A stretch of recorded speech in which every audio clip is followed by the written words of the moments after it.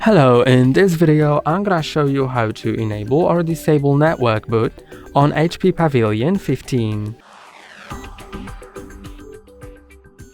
To enable or disable network boot, just go to boot options in BIOS, which if you don't know how to enter, there is a video on our channel on how to enter BIOS, and once that's done, just go to these boot options as I've mentioned before, and now go to network boot.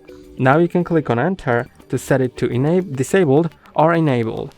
You can notice how when I set it to enabled, then the exclamation mark in front of network adapter has disappeared.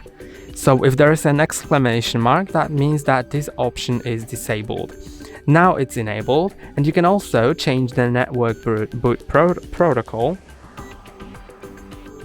to either both IPv4 or IPv6. And you can also change the order in which the network adapter will be checked.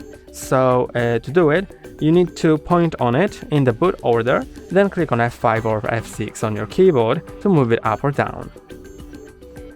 Now I'm clicking on F6 and I'm moving it up, and now I'm moving it down.